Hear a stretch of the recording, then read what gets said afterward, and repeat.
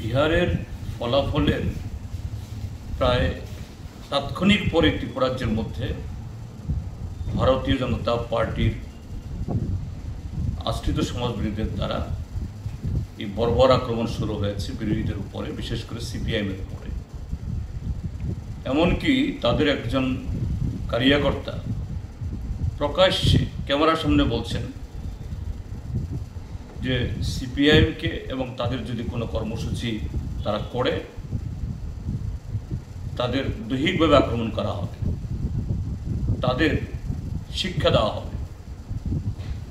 এই ঘটনাগুলি কি প্রমাণ করে?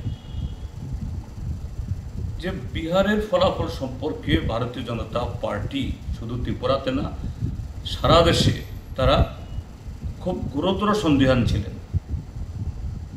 গত 20 বছরের অপশাসনে, দুর্নীতি এবং জনগণ থেকে বিচ্ছিন্নতায়, কাজে বিহারের রেজাল্টের পর যদি এটা তাদের বিরুদ্ধে যায়, এটা সারা দেশেই তাদের জবনিকা টেনে আনবে। এই ত্রিপুরা রাজ্যের মধ্যেও, যদিও বিহারের নির্বাচন, কিন্তু ত্রিপুরা রাজ্যের মধ্যে এদের হৃদকম্পন শুরু হয়েছিল।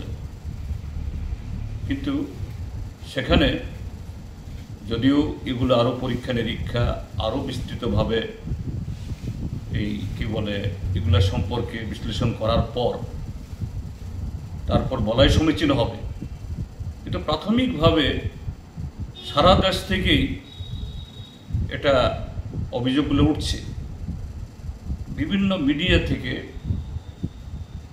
আঙুল তোলা হচ্ছে যে নির্বাচন কমিশন বিভিন্ন সময়তে তার দেওয়া তথ্য আর ফলাফল, যে বিহারে যে সেখানে কোনো পলিটিক্যাল পার্টি স্বাধীনতার পর 52 সালের পর 101টা আসনে এই প্রতিদ্বন্দ্বিতা করে 95টা আসন জিতে গেছে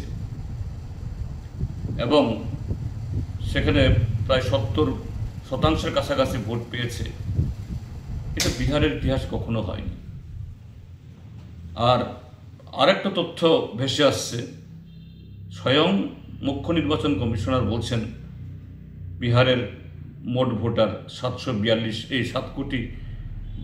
লক্ষ। আবার ভোটের পরে হিসাব বেরোচ্ছে ভোট পড়েছে 7,45 লক্ষ।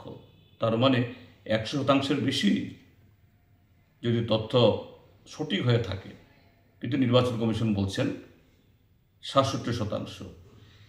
তো এই ক্ষেত্রেতেই কী ধরনের গোঁজামি, কী ধরনের যে শাক দিয়ে মাছ ঢাকার অপচেষ্টা, এখানেই শেষ না। যে নির্বাচন কমিশনের সেখানে পক্ষপাতিত্ব, ঠিক নির্বাচনের 2 দিন আগে, প্রথম পর্বে নির্বাচন হওয়ার পরও যে সরকারি কোষাগার থেকে হাজার হাজার কোটি টাকা অনলাইনে সেখানে ভোটারদের প্রভাবিত করার জন্য টাকা দেওয়া হয়েছে, এই অভিযোগ উঠে আসছে। নতুবা এই ফলাফল হতো না, অস্বাভাবিক ফলাফল।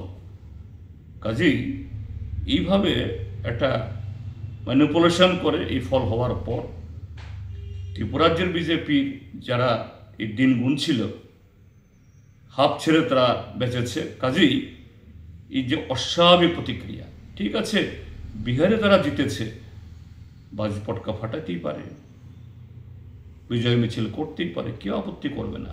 কিন্তু এটা কোন ধরনের বিকৃত মানসিকতা? অন্য দলের পার্টি অফিস লুট করতে হবে, বিধায়কের নেতৃত্বে আগুন লাগাতে হবে, বাড়িঘর জ্বালিয়ে দিতে হবে, দোকানপাট লুট করতে হবে, মোটা দানের চাঁদা তুলতে হবে।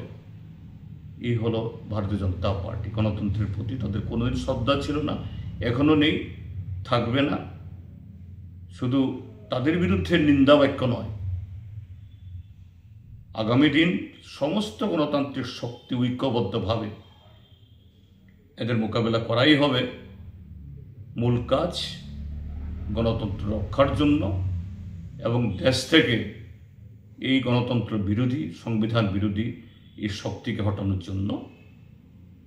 আজকে হয়তোবা এইভাবে 2-1টা এই প্রতিষ্ঠানকে ভাড়া করে সাহায্য নিয়ে টিকে যাচ্ছে, কিন্তু অনন্তকাল এভাবে যাবে না। মানুষ শেষ কথা বলবে।